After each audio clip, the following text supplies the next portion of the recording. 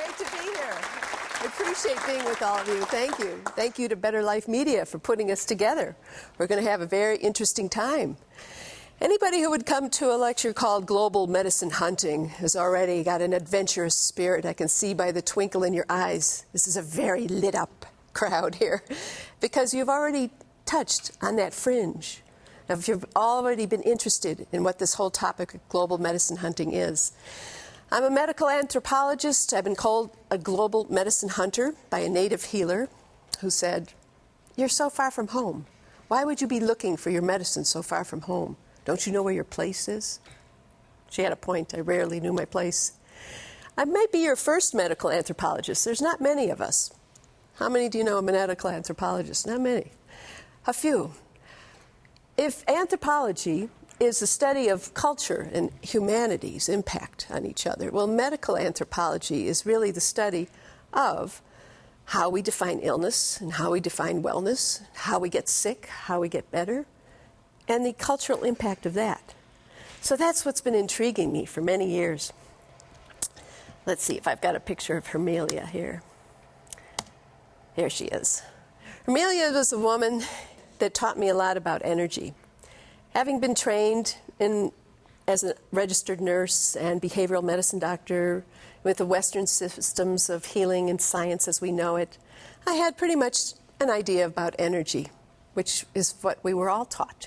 Do you remember carbohydrate and oxygen into the mitochondria, moles of ATP out? This is how we make energy here in the West. It's a simple formula. You have to brush off your high school biology to understand it.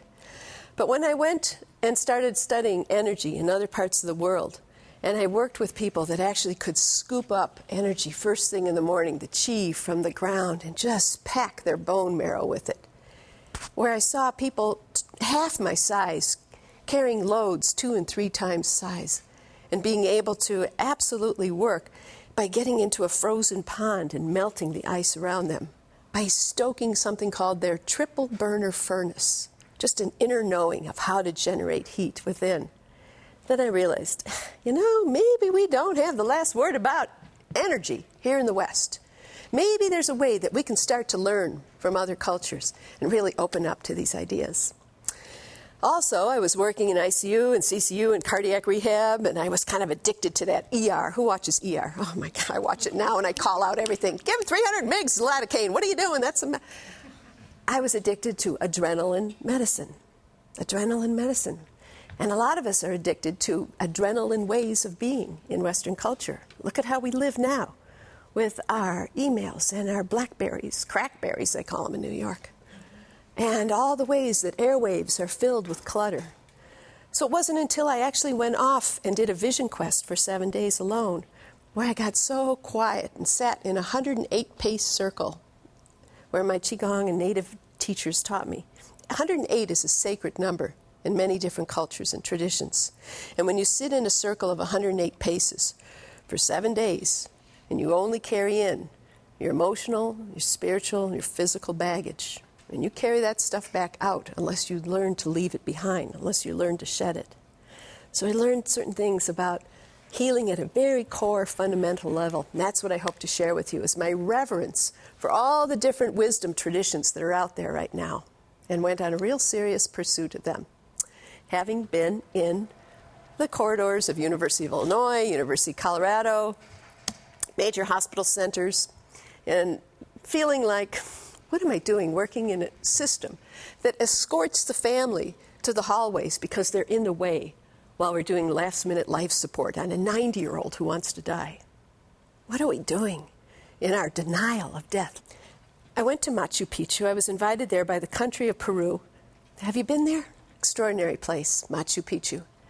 And I sat there and realized that there were 17 female skeletons found there and nothing else. No symbols of warfare, no artifacts of war. They can't figure out Machu Picchu, what it was to this Incan culture. Well, it's like an artist's retreat in a sense. It has beautiful rooms, or the remainders of rooms now, that were dedicated to the arts and to healing. There's even a stone at Machu Picchu that when you lay on it, you get a full chiropractic adjustment. Extraordinary. That they understood the spine and the rhythm of nature that flows in the cerebral spinal column. So, at Machu Picchu, that was about 91, I had a little prayer. And I start my day with that prayer now. Let me be a voice of healing on the planet. Let my soul's dharma unfold. Let me understand that source of well-being. Let me communicate a message that honors all those wisdom traditions. From there, I started working with a Qigong master and really understood when you see Tai Chi flowing out there, you see these big sweeping moves, right? Maybe you've taken a Tai Chi class. What they are actually doing after a vision quest is moving a ball of light and compressing it. And you get to the point where you see that ball of light and you see them take their fingers and stretch it. So extraordinary. And I was able to retain that sight for a good month or two. But then you re-enter civilized life and you re-enter not eating right, stressed out, sleeping, kids, forgot somebody's birthday, geez, okay, I'm late for that deadline. And you begin to lose the sight again. I think babies and children have it, a certain sight that sees the bioelectric energy field of the body. So I went to UCLA Neuropsychiatric Institute, where they have a camera that actually measures that now. Extraordinary. They'll show a person with a health ailment that will sit there alone, pondering his ailment, and they allow his golden retriever to come in the room, wagging his tail. All of a sudden, the energy light body of the individual extends out. Incredible. As they pet the dog. I have a therapy dog now I bring into my clinic.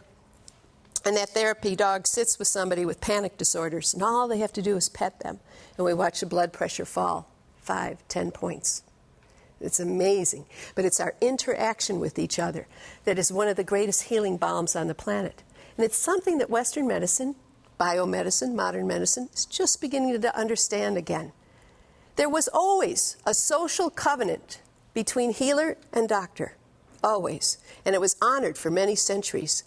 And in this age of HMOs and of services that have been rationed and dealing with insurance and dealing with arguments and fragmented care, we've kind of lost some of that social covenant. But there's a way it can be reawakened as well. And that's what I'm going to be talking about. Done a lot of studying on Ayurvedics in southern India, in the Kerala state of southern India especially. This is Don Luis. Don Luis is a shaman in the foothills of the Andes. His cure rate in his village is 88%. Can you imagine that? Cure rates generally in Western medicine run 33, 43%, maybe 50% at best. To have a cure rate of 88% means there's quite a bit of placebo taking effect. Now there's a strange word, placebo. We have been socially conditioned to think of placebo as a negative. Fake medicine doesn't really do the trick. No. Placebo awakens this extraordinary pharmacopoeia within the body, this vast reservoir of biochemistry that kicks into a healing regimen for yourself because your belief and your attitude triggers it, turns it on. A cascade of biochemistry starts taking place. Your brain elicits neurotransmitters. Your gut, your lymphoid tissue of your gut has all sorts of neurotransmitters that go into a healing effect. So Don Luis has an altar in his healing regimen that has every deity imaginable. And this is the beauty of some native cultures. You can never really conquer them. If you bring them your god, they put them on the altar. Oh, that's a nice god, too. We'll put that one there, too. It's like Mother India. Oh, yeah, we take that god, too. Thank you very much. We will put her next to this. They just incorporate it. They bring it on. It's an all-inclusive energy. He has a deity, Quetzalcoatl, which is from his ancient people there. He has Jesus and Mary, because they've adopted Christianity as well. And then he has Bugs Bunny. A plastic Bugs Bunny sitting there. And I said, what is he doing on your altar, Don Luis? Good coyote medicine. The best. He is the trickster. He calls you on your sheet. On your shit. Okay, I have to translate from the Quechuan. Bugs Bunny is a trickster. Do you remember Bugs Bunny cartoons? You know, he was always, gotcha. Well, that's part of looking at your shadow, looking at what you deny.